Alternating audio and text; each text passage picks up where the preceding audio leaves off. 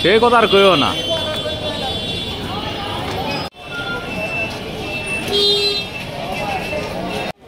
এখন কি পেপার বের করাটা আমাদের জন্য 2-3 বছর আগে কি কি লাগবে পেপার না আমরা সেভাবে আমি এটাই আপনাকে সতর্ক করে গেছেন আগে থেকে ফাইন করছে আপনি সাব ডিজাইন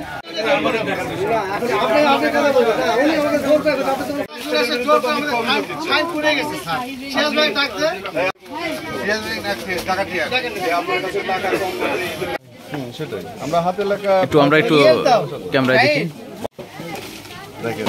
হ্যাঁ সব লেখা একই মনে হচ্ছে। কেউ লেখে ওদের এইগুলো বের করতে পারলে আপনি মূল কাগজটা বের করতে পারবেন না। আমি আমাকে দর্জি বাড়ি বা আরো আমি কারোর কাছে দাবি করি না কারোর সাথে কেন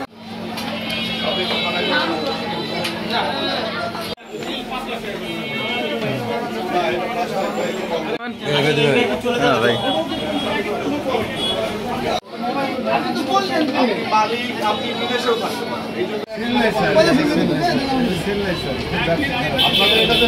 এরপরে নেক্সট অবস্থাগুলি দেখি হয় আপনাদের বেশি রেটে, তো এটাই আমরা মূলত মনিটরিং করতে এসেছিলাম যে তারা আসলে ইন্ডিয়ান বা চাইনিজ বলে যে কাপড়গুলো বিক্রি করছে সেটা আসলেই অরিজিন ইন্ডিয়া বা চাইনিজ।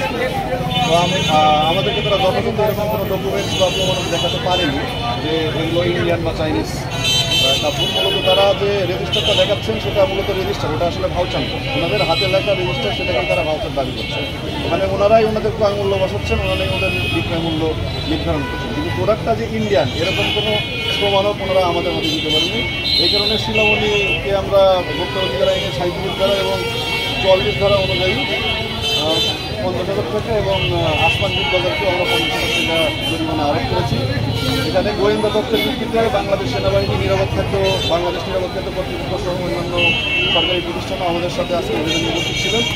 ক্রেতাদের স্বার্থ সুরক্ষায়, ভোক্তাদের স্বার্থ সুরক্ষায় ভোক্তা অধিকার সংরক্ষণ অধিদপ্তরের এই বাজার মনিটরিং নিয়মিত ধন্যবাদ।